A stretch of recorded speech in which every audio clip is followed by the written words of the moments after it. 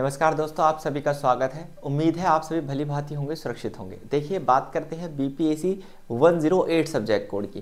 ये एक ऐसा सब्जेक्ट कोड है जो आपका बीए पॉलिटिकल ऑनर्स में भी आपको पढ़ना पड़ रहा है आजकल, और बीए पब्लिक एडमिनिस्ट्रेशन ऑनर्स में भी। पब्लिक पॉलिसीज की बात करते हैं, इसमें हम सार्वजनिक नीतियों की बात करते हैं, मतलब ऐसी नीतियाँ, ऐसी पॉलिसीज जो गवर्नमेंट बनाती है for the welfare of public, यानी जनता के कल्याण के लिए। जब मैंने आपको इसकी लास्ट क्लास दी थी तो वो क्लास आपकी इंग्लिश मीडियम में थी। आज जो हम डिस्कस करने वाले हैं दोस्त, वो इंग्लिश मीडियम का कंटेंट हमने कवर कर दिया था।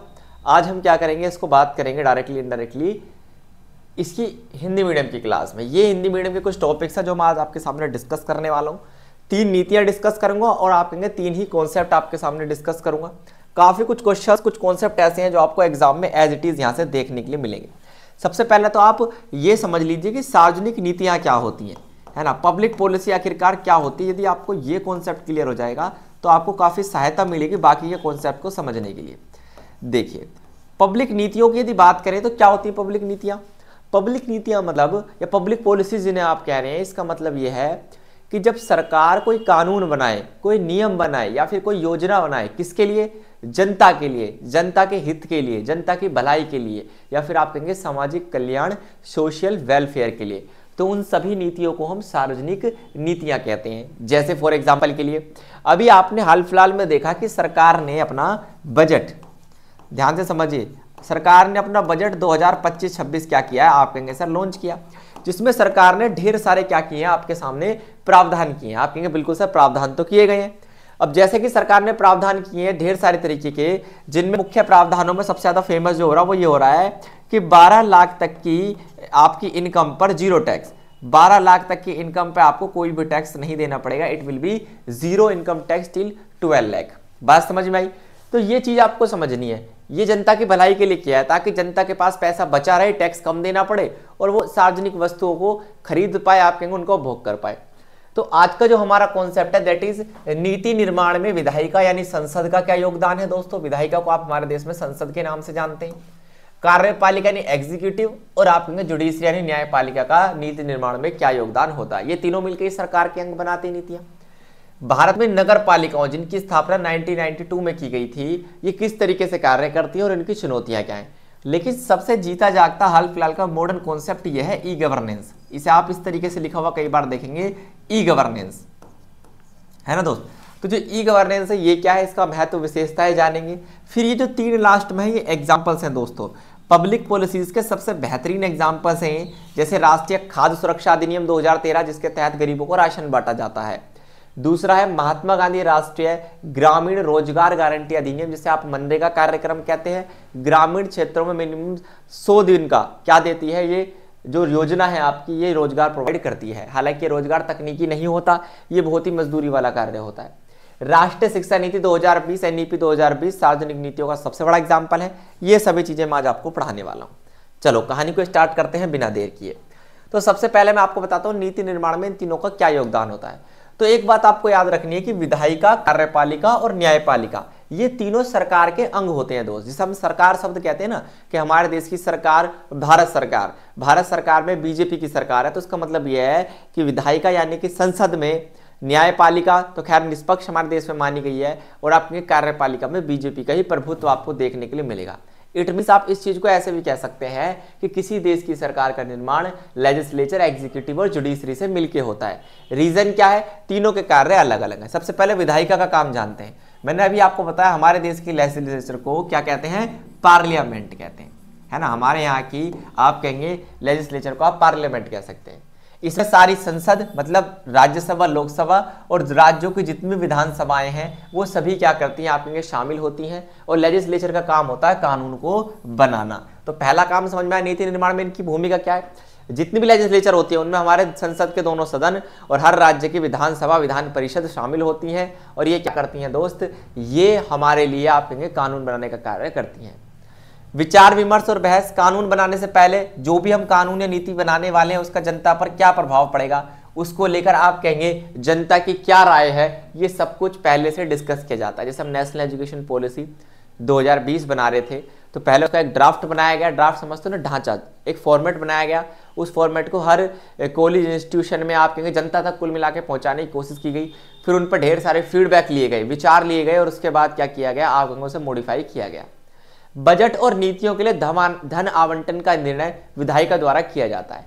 मतलब क्या आपको पता है, जो हमारा बजट है वो विधायिका के ही निचले सदन यानी कि लोकसभा में प्रस्तुत किया जाता है। तो बजट वो जो होती हैं और जो नीतियां होती हैं उनके लिए किस तरीके से धन का आवंटन करना है, पैसा का आवंटन करना है। अभी देखिए मोदी सरकार ने अलग अलग क्षेत्रों में लाखों करोड़ों रुपए क्या किए हैं, आप कहेंगे सर आवंटित किए हैं। आवंटन मतलब होता है बांटना। इसके अलावा सरकार की निगरानी, प्रश्नकाल, स्थायी समितियां और अन्य संसदीय प्रक्रियाओं के माध्यम से कार्यपालिका को जवाबदेह क्या करती है दोस्तों, बनाती है। अब देखिए कार्यपालिका और विधायिका में क्या अंतर होता है। विधायिका मतलब पूरी संसद, लेकिन कार्यपालिका का मतलब ये होता है संसद का वो हिस्सा जो कि प्राइम मिनिस्टर उनके मिनिस्टर से मिलकर बनता है, या फिर आप कहेंगे ब्यूरोक्रेट से मिलकर बनता है, जो कि स्थायी कार्यपालिका होती है। क्यों? क्योंकि वास्तव में नियमों को लागू करने वाली कार्यपालिका होती है। ये कोई भी नियम बेहुदा नियम लागू ना कर दे, ये कोई भी बेहुदा नियम लागू ना कर दे, इसके लिए लेजिस्लेचर हमेशा कार्यपालिका के ऊपर कंट्रोल बना के रखती है, और ये कंट्रोल बनता है प्रश्नकाल के माध्यम से। अब ये क्या होता है, जब भी संसद की कोई बैठक होती है तो उसमें दिन का एक निश्चित समय क्या होता है, प्रश्नकाल होता है, जहां पर विपक्षी पार्टियां क्या कर सकती हैं, कार्यपालिका से, मतलब विधायिका जहां पर कार्यपालिका से प्रश्न पूछ सकती है कि आपने ये नीति या कानून क्यों बनाया था। क्लियर दोस्त, बताइए बात समझ में आई आपको या नहीं आई? चलिए बहुत बढ़िया। यही तो आपको समझना है कि विधायिका की भूमिका सिर्फ नीति निर्माण में क्या है कि नीतियों को बनाती है, लागू करना इसके बस की नहीं है।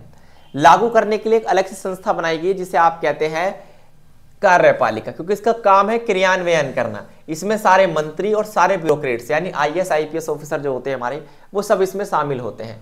नीतियों को वास्तव में तैयार यही करते हैं और वास्तव में उसे लागू करने का काम भी इन्हीं का ही होता है। क्योंकि विधायिका भले ही नीतियों को बनाती है, लेकिन वो एक आपके रफ ढांचा होता है जिसे आप विधेयक कहते हैं। कोई भी विधेयक जब संसद में रखा जाता है वो बिल्कुल रफ होता है, एक तरीके से कच्चे माल के तौर पर। उसे सही रूप देना, नीति को पूरी तरीके से तैयार करना और उसे जनता तक पहुंचाना, लागू करने का कार्य कार्यपालिका है। जो भी विकास कार्यक्रम योजनाएं होती है जैसे कि शिक्षा, स्वास्थ्य, अन्य क्षेत्रों की योजनाएं यही बनाती है। नीति के अनुसार आपके प्रशासन को व्यवस्थित करती है, प्रशासन को विकसित करती है। मतलब इसका योगदान बड़ा ही इंपॉर्टेंट यहाँ पर हो जाता है। बताइए यहां तक बात समझ में आई है नहीं? आगे चलें, बात करते हैं जनता की राय के आधार पर नीतियों में बदलाव करना। मतलब क्या है, कार्यपालिका वास्तव में जनता से कनेक्ट होती है। आप देखिए जनता से डायरेक्टली कनेक्ट होते हैं हमारे ब्यूरोक्रेट्स। यदि कोई नीति जनता पर बुरा प्रभाव डाल रही है तो उसका फीडबैक जनता से लेने का कार्य किसका, आप कहेंगे कार्यपालिका का ही है, और उसके अकॉर्डिंग फिर वो नीतियों में बदलाव भी करते हैं। मान लीजिए हमने कोई पॉलिसीज बनाई, हालांकि पूरी रिसर्च के बाद पॉलिसीज बनाई जाती है, आप नीति विज्ञान कहते हैं, लेकिन फिर भी कई बार ऐसा होता है कि जैसा हम सोच रहे थे उस लेवल का इंपैक्ट वहां पर नहीं पहुंचा। जैसे अभी मोदी सरकार ने आप देखेंगे 3 कृषि कानून क्या किए थे, लागू किए थे, जो कि लगे थे कि सही रहेंगे, किसानों का भला होगा, लेकिन किसानों ने उसके खिलाफ क्या किया, आप कहेंगे विद्रोह किया, विरोध किया। तो ऐसे कई बार नीतियों का अनुमान लगाना थोड़ा सा क्या हो जाता है दोस्त, कठिन हो जाता है। डन, आगे देखिए संवैधानिकता की समीक्षा। यह देखना कि कोई नीति संविधान के अनुरूप है या नहीं, ये काम किसका काम है दोस्तों, इसे न्यायिक सक्रियता कहते हैं, मतलब न्यायपालिका। न्यायपालिका की भूमिका यह है सिर्फ कि एक ने बना दी दूसरे ने लागू कर दी, लेकिन जो लागू किया है क्या वो संविधान के अनुरूप है, क्या उससे कहीं लोगों के मौलिक अधिकारों का हनन तो नहीं हो रहा, ये सब कुछ चेक करती है आपकी न्यायपालिका। ये जनता के हित के संरक्षण के लिए आवाज उठाती है। ये देखती है कि यदि कोई नीति नागरिकों के अधिकारों का उल्लंघन कर रही है तो उस नीति को तुरंत के तुरंत क्या कर सकती है, ये स्टे ऑर्डर जारी करके उस पर स्टे लगा सकती है। नीति व्याख्या, यदि किसी नीति की भाषा स्पष्ट है तो न्यायालय उसकी व्याख्या करता है। मान लीजिए कोई पॉलिसी बन गई लेकिन लोगों को समझ में नहीं आ रही कि कहना क्या चाहते हो, तब आपको बताएगी न्यायपालिका इसका मतलब क्या है, इसका अर्थ क्या है। इसके अलावा न्यायपालिका जो कार्यपालिका कई बार गलती कर देती है, अजीब से नीतियां बना देती है, जैसे मैंने आपको कृषि कानून वाला बताया था, ऐसी नीतियों पर कहीं ना कहीं आप देखेंगे समीक्षा करने का काम न्यायपालिका का है। तो मतलब एक तो करेगी, नीतियों को बनाएगी, दूसरी उसके बाद नीतियों को लागू करेगी, और तीसरी उनका आप कहेंगे पालन करवाएगी, है ना, लोगों को समझाएगी वो नीति आखिरकार क्या है। डन। नेक्स्ट कॉन्सेप्ट, भारत में नगर पालिका कार्य प्रणाली और उनकी चुनौतियां। देखिए मैं आपको बताऊं, भारत में जो नगर पालिका है जिन्हें आप म्युनिसिपल कॉर्पोरेशन कहते हैं, एमसी, जैसे दिल्ली का एग्जांपल ले तो एमसीडी है ना, म्युनिसिपल कॉर्पोरेशन ऑफ दिल्ली। इनकी स्थापना 74वें संविधान संशोधन 1992 के तहत की गई थी। जो कि शहरी शासन में आप कहेंगे स्थानीय स्वशासन की बात करता है। यानी स्थानीय स्वशासन किन क्षेत्रों में, आप कहेंगे सर शहरी क्षेत्रों में। शहरी क्षेत्रों में स्थानीय स्वशासन की जहां बात आती है उन्हें आप क्या कहते हैं, नगर पालिकाएं कहते हैं। 1992 में एक संविधान संशोधन और हुआ था दोस्तों, जिसका नाम है 73वां संविधान संशोधन। ये आपका ग्रामीण स्थानीय शासन से संबंधित है, ग्राम पंचायत व्यवस्था से जिसे आप कहते हैं। पंचायत जो व्यवस्था है वो 73वें संविधान संशोधन 1992 में थी। 74वें संविधान संशोधन 1992 में आपका शहरी स्थानीय शासन था। चलिए इनकी कार्य प्रणाली को समझते हैं। प्रशासनिक ढांचे की थोड़ी सी बात करें तो 3 प्रकार के स्थानीय निकाय होते हैं यहाँ पर। छोटे नगरों के लिए आप कहेंगे नगर पंचायत, उससे थोड़े बड़े नगरों के लिए नगर परिषद, और महानगरों के लिए जिनकी पॉपुलेशन 3 लाख से ज्यादा हो या फिर लगभग 3 लाख हो, जिन्हें आप महानगर कहते हैं सामान्य भाषा में। महानगरों के लिए दोस्तों नगर निगम, जैसे दिल्ली जैसे महानगर के लिए आप कहेंगे नगर निगम की स्थापना की गई है। गांव में भी तो ऐसा ही है। आप देखिए सबसे नीचे होती है आप कहेंगे सर पंचायत, सबसे नीचे होती है आपकी पंचायत, ठीक है, ग्राम पंचायत जिसे आप कहते हैं। फिर उसके नीचे होती है आपकी ब्लॉक समिति, है ना, ब्लॉक कमेटी भी आप इसे कहते हैं, खंड समिति भी आप इसे कई जगह कहते हैं, ये चीज आपको याद रखनी है। फिर उसके ऊपर आता है जिला परिषद, है ना, डिस्ट्रिक्ट काउंसिल जिसे आप कहते हैं, जिसका जिला कलेक्टर होता है, आपको पता होनी चाहिए। फिर आता है जिला परिषद। तो हर जगह एक त्रिस्तरीय व्यवस्था बनाई गई है। ऐसे यहाँ पर छोटे नगरों के लिए नगर पंचायत, उससे बड़े नगरों के लिए, मध्यम दर्जे के नगरों के लिए नगर परिषद, सबसे बड़े नगरों के लिए नगर निगम। महापौर और पार्षद चुने जाते हैं, आपको पता है। महापौर नगर पालिका का प्रमुख होता है। किसके द्वारा चुना जाता है, आप कहेंगे जनता द्वारा चुना जाता है। और जो पार्षद होते हैं वो अलग अलग वार्ड से चुने जाते हैं। जैसे फॉर एग्जांपल के लिए आपने काउंसलर, एमसीडी के चुनाव तो देखे होंगे, जो लोग दिल्ली में रहते हैं उन्होंने काउंसलर्स बहुत ज्यादा चुने होंगे। उन्हीं काउंसलर्स को आप क्या कहते हैं दोस्तों, उन्हीं काउंसलर्स को पार्षद कहते हैं। हालांकि एमसीडी के अंदर एक कमिश्नर भी होता है, यानी एक आयुक्त भी होता है, वो आईएएस या आईपीएस ऑफिसर होता है, पढ़ा लिखा व्यक्ति वाला सिस्टम है। पर यहाँ पर नेता अनपढ़ भी हो सकता है। आगे चले, मुख्य कार्यों की बात करते हैं, इसका काम क्या होता है। पानी का प्रबंधन करना, लोगों के लिए सीवेज प्रबंधन करना, गंदगी नहीं फैलने देना। ठोस कचरा प्रबंधन, जो सॉलिड वेस्ट मैनेजमेंट है, कूड़ा कचरा ये तो उठा कर ले आती है। दिल्ली में जो लोग रहते हैं उन्हें पता होगा, गाड़ी वाला आया घर से कचरा निकाल, किसकी टोन है, एमसीडी की। सड़कों और सार्वजनिक परिवहन का रखरखाव दोस्तों, सड़कों का रखरखाव करना, सार्वजनिक परिवहन का रखरखाव करना। शहरों में आपके विकास योजनाएं, भवन निर्माण की अनुमति आपको एमसीडी से लेनी पड़ती है। स्वास्थ्य और स्वच्छता सेवाएं, संपत्ति कर और अन्य कर, ये सभी कुछ, हाउस टैक्स, प्रॉपर्टी टैक्स जो आप देते हैं, ये सभी एमसीडी के हाथ में ही जाता है। तो ये इसके मुख्य कार्य है। इसकी भूमिका मैंने पीछे आपको बताई दी थी। क्या आप सभी को यहां तक बात समझ में आई या नहीं आई? अरे बिल्कुल सिंपल लैंग्वेज में समझा रहा हूं, इसमें भी क्या समझाऊं आप मुझे बता दीजिए। सीधी सीधी सी बात लिखी हुई है कि एमसीडी के क्या कार्य होते हैं या फिर एमसी के क्या कार्य होते हैं। इसके सामने बहुत सारी चुनौतियां हैं, जैसे टैक्स कलेक्शन सही से नहीं कर पाती है, ठीक है, लोग चोरी करते हैं और इसके पास आप कहेंगे अपर्याप्त पैसा रहता है, इसलिए पूरी तरीके से अपनी एफिशिएंसी के साथ काम नहीं कर पाती है संस्था। जैसे आप देखेंगे हमारे पास जल आपूर्ति, सफाई और यातायात समस्याएं अभी भी हैं। एमसीडी होने के बावजूद भी ये समस्याएं पूरी तरीके से हल नहीं हो पाती और कई बार पॉलिटिकल हस्तक्षेप के कारण ये अपनी खुले आम जिसे कहते हैं स्वतंत्र रूप से कार्य भी नहीं कर पाती। कचरा प्रबंधन और प्रदूषण आप देखिए शहरी क्षेत्रों में आपको ज्यादा मिलेगा ग्रामीण मुकाबले। रीजन क्या है, यहाँ पर लोग डिपेंडेबल बहुत जल्दी होते हैं। हमारे यहाँ कूड़ा उठाने का काम यदि मान लीजिए दिल्ली में एमसीडी का है तो एमसीडी उठाएगी, मेरा कोई फर्ज नहीं बनता उस कूड़े को मैनेज करने का। आगे देखिए, और ये तो आपको पता भारत की प्रत्येक लोकतांत्रिक संस्था में आपको देखने के लिए मिलेगा कि प्रशासनिक क्षमता है, कहीं ना कहीं प्रशासन सही नहीं है, जवाबदेह है। आप देखिए दोस्त, जवाबदेह है नहीं है, पारदर्शिता है नहीं है, क्या कब कैसे क्यों कर रहे नहीं पता। अक्सर भ्रष्टाचार आपको देखने के लिए मिलेगा। जो काम होता है, जो फाइल आपकी होगी, कोई टैक्स आपको फाइल अप्रूव करानी है तो पैसा दीजिए, हर जगह पैसा दीजिए। इसके लिए आप देख सकते हैं नायक मूवी, आपने देखी है अनिल कपूर की नायक मूवी, किस तरीके से पैसे से ही दुनिया चल रही है।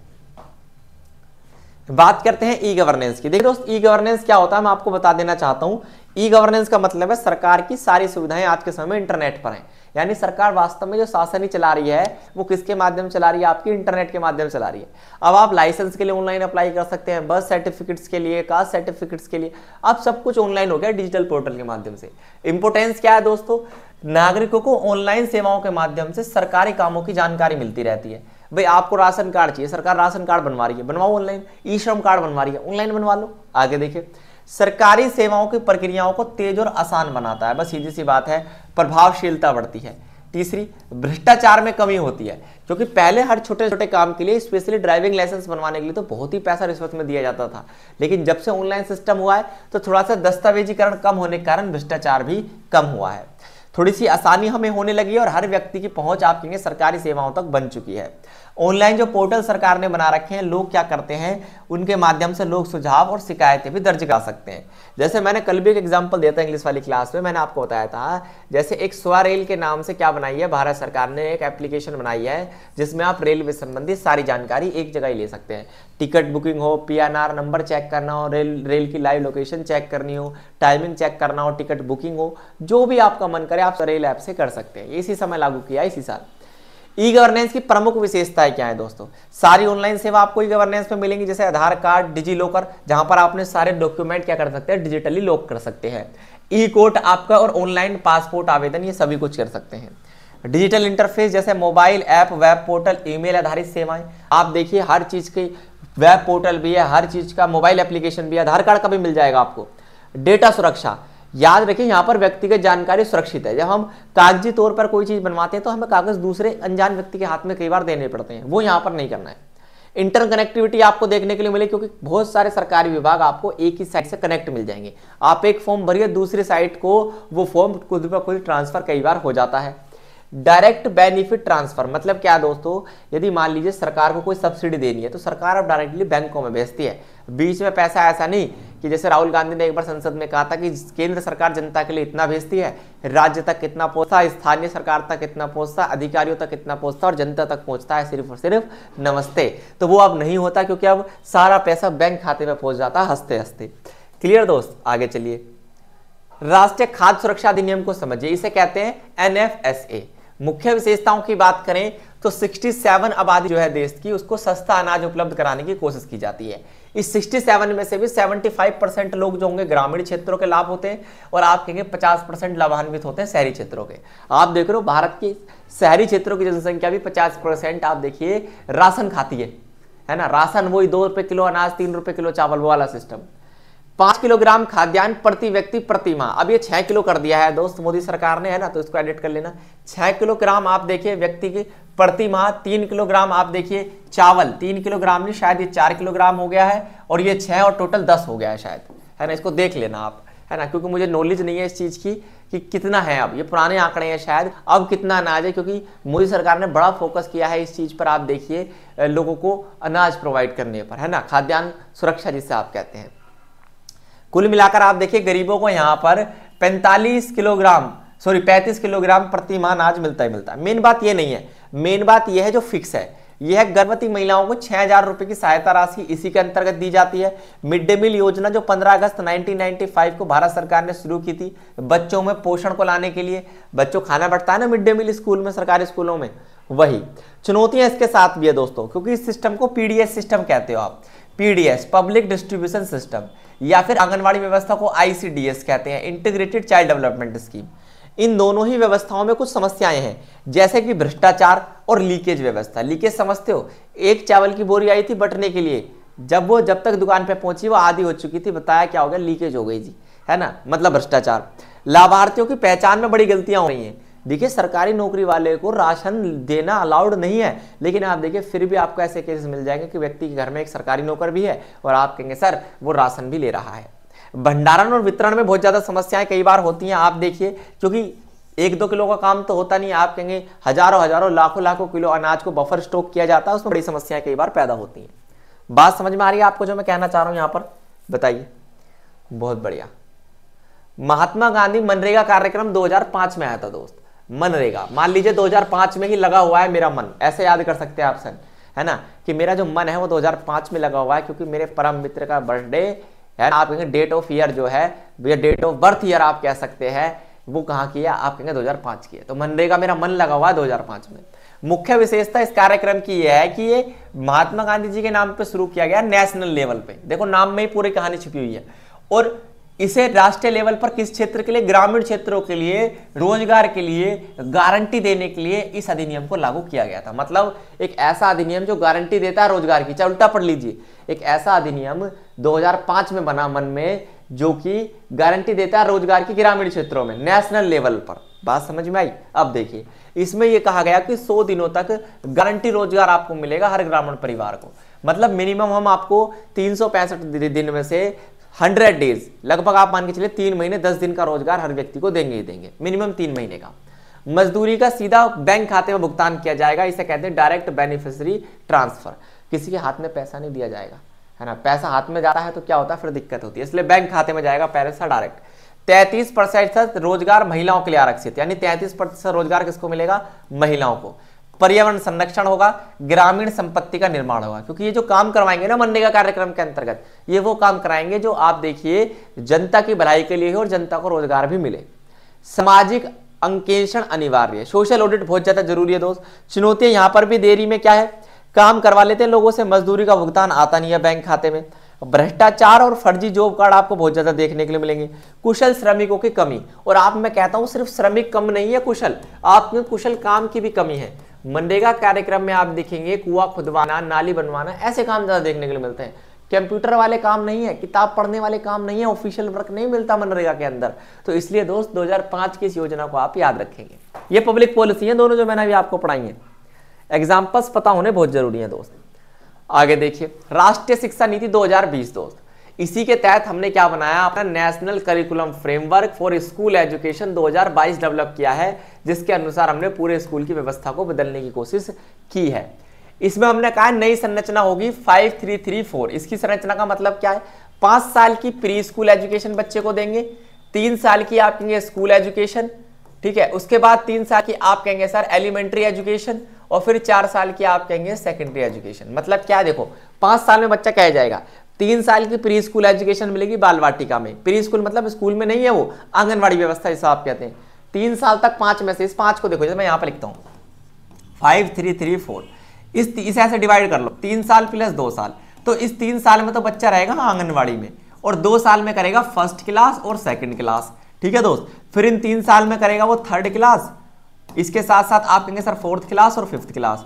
फिर इन 3 साल में वो करेगा कौन सी 6th क्लास आपकी, और आप कहेंगे सर 7th क्लास, और फिर वो करेगा 8th क्लास, ठीक है। बचती है 4 साल, इन 4 साल में वो कौन सी क्लास करेगा, आप कहेंगे सर 9th क्लास से लेकर और 12th क्लास तक वो इसमें कंप्लीट करेगा। इस 533 मॉडल को आप क्या कहते हैं, पहले क्या था हमारा, पहले था 10+2 मॉडल, 10वीं तक पढ़ेगा, फिर 2 क्लास करेगा, 12वीं तक पढ़ेगा, इतना सिंपल मॉडल था। अब इसको थोड़ा सा खोल के बताया गया है, ठीक है दोस्त। आगे देखिए मातृभाषा में शिक्षा देनी है, मिनिमम क्लास 5 तक आपकी बच्चे की उस भाषा में शिक्षा देनी है जो उसकी घर पड़ोस की भाषा है। मान लीजिए मैं दिल्ली में रहता हूँ, यहाँ पे खड़ी बोली हिंदी मातृभाषा है, तो 5 उम्र मैटर नहीं करती, मिनिमम 5वीं क्लास तक उसको क्या करना है, आपको मातृभाषा में शिक्षा देनी है। उसके अंदर कौशलों का, स्किल का डेवलपमेंट करना, उसे व्यावसायिक शिक्षा देनी है, ऐसी शिक्षा जिसके कारण वो एक अच्छा श्रमिक बन पाए, एक अच्छा लेबर बन पाए, एक अच्छा कर्मचारी बन पाए, है ना। याद रखिए विज्ञान कला वाणिज्य में कोई भी कठोर विभाजन नहीं होगा। मतलब क्या है, पहले ऐसा सिस्टम था ना, साइंस अलग, आर्ट्स अलग, और आप कहेंगे सर कॉमर्स अलग, ये सिस्टम अब बिल्कुल ही क्या कर दिया गया है, क्लोज कर दिया गया है। मतलब क्या है, आप आर्ट्स के अंदर एक आधा साइंस का सब्जेक्ट, साइंस के अंदर मैथमेटिक्स, हाईएस्ट लेवल तक पढ़ सकते हैं, मतलब ग्रेजुएशन तक आप क्या कर सकते हैं, इन चीजों को पढ़ सकते हैं। हायर एजुकेशन में आप देखिए बहुप्रवेश और निकास विकल्प, मतलब क्या है, आप जो हायर एजुकेशन है बहुत जल्दी उसमें एडमिशन ले सकते हैं। और डिजिटल शिक्षा की बात यहाँ पर की गई कि आपको ऑनलाइन शिक्षा दी जाएगी। चुनौतियां ये हैं यहाँ पर दोस्त, शिक्षकों के लिए प्रशिक्षण आवश्यक है। इतनी सारी व्यवस्था तो कर दी, लेकिन टीचर्स को उसके लिए ट्रेनिंग देना भी बहुत जरूरी है। डिजिटल विभाजन से ग्रामीण क्षेत्र प्रभावित हुए हैं, भाई सीधी सी बात है, आपने शिक्षा को डिजिटल बना दिया जो इंटरनेट से चलेगी, और कुछ गांव तो भारत के ऐसे जहां पे इंटरनेट अभी तक पहुंचा ही नहीं है, उनका क्या होगा, है ना। और पर्याप्त बजट आवंटन की आवश्यकता है। देखिए पैसा, इकोनॉमिक्स कहती है कि जब पैसा बोलता है तो कोई नहीं बोल पाता। पैसा है नहीं, व्यवस्था बहुत बड़ी बना दी है, और पैसा देश में इतना इसको बांटा नहीं जाता, है ना। जीडीपी का 6-7% ही जाता शिक्षा की ओर, व्यवस्था है आप कहेंगे कम से कम 20% तो जीडीपी का शिक्षा की तरफ जाए, तब देश का भला हो सकता है ना। आए दिन हम सुनते हैं कि स्कूल, सरकारी स्कूल बंद किए जा रहे हैं पैसे के कारण। तो पॉलिसीज, कोई भी सार्वजनिक पॉलिसीज बजट पे टिकी होती है, और सबसे बड़ी समस्या उसमें पैसा ही होती है। आज के लिए इतना ही रखेंगे। आपको मैं बता दूं सोल्ड असाइनमेंट आ चुके हैं आपके, जो जून 2025 में क्या देना चाहते हैं, एग्जाम देना चाहते हैं उन बच्चों के लिए।